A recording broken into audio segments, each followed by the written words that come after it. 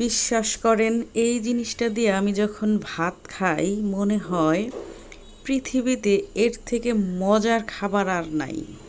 মানে এটা দেখলেই আমার জিভে জল চলে আসে। সোজা কথা, এত মজার একটা রেসিপি আজকে আপনাদের সাথে এই ছোট্ট একটা রেসিপি শেয়ার করব। পুরো ভিডিওটি মনোযোগ দিয়ে দেখবেন আশা করি। তো এই রেসিপিটা বানানোর জন্য সমগ্র ইনগ্রিডিয়েন্টস রেডি। এখানে নিয়েছি শুটকি মাছ, দেখতে পাচ্ছেন। এটা বাঁশপাতা শুটকি বা কোনো একটা শুটকি হতে পারে, আমি নাম জানি না। আর শুকনা মরিচ নিয়েছি যেগুলো ভিজিয়ে রেখেছিলাম, আর রসুন পেঁয়াজ এগুলো নিয়েছি। আর রসুন পেঁয়াজ কিন্তু অনেকগুলো করে নিয়েছি, দেখতে অবশ্য কম দেখা যাচ্ছে কিন্তু অনেকগুলো নিয়েছি। সবগুলো এখন আমি একটা ব্লেন্ডার জারে নিয়ে নিচ্ছি। তো এগুলোকে আগে ব্লেন্ড করে নিতে হবে, তারপর আসল রান্নাটা শুরু হবে।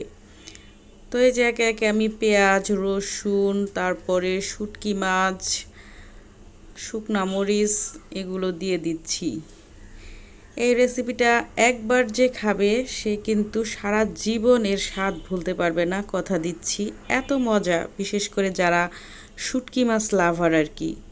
তো এই যে দেখুন ব্লেন্ড করে নিয়েছি, দেখতে কত সুন্দর কালারফুল লাগছে, দেখতে পাচ্ছেন। এই যে দেখেন কি সুন্দর করে পেস্ট করে নিয়েছি। তারপর একটা প্যানে আমি সরিষার তেল দিয়ে নিলাম। তেল কিন্তু অনেক বেশি দিতে হবে, তাহলে এই রেসিপিটা অনেক বেশি টেস্ট হয়। তো আমি অনেক বেশি তেল দিয়েছি। এখন যেটা দেখতে পাচ্ছেন, পরে লাগলে আমি আবারও দিব কিন্তু। তো এই যে আমি পুরো পেস্টটাই কিন্তু ঢেলে দিলাম।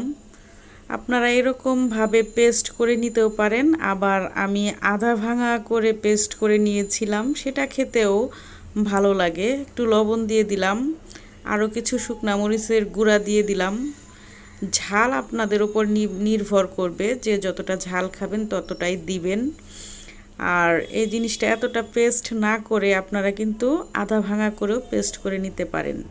এই যে তেলের মধ্যে রান্না করতে করতে যখন দেখবেন এরকম তেল ছেড়ে দিয়েছে, দেখতে পাচ্ছেন, তখন মনে করবেন যে এটা হয়ে গেছে। এই যে দেখুন কালারটা, মাশাল্লাহ, এটা দেখেই আমার জিভে জল চলে আসছে। আমি এখন ভয়েস দিচ্ছি, দেখেই আমার খেতে ইচ্ছে করছে। এটা অনেক দিন আগে বানিয়েছিলাম, গতকালকেও আমি আবার বানিয়েছি, আজকেও আমি ভাত খেয়েছি এটা দিয়ে। তো ভালো লাগলে অবশ্যই রেসিপিটি শেয়ার করবেন, আর একটা লাইক দিতে ভুলবেন না। অবশ্যই আমার চ্যানেলটি সাবস্ক্রাইব করে রাখবেন সুন্দর সুন্দর রেসিপি পাওয়ার জন্য। আল্লাহ হাফেজ।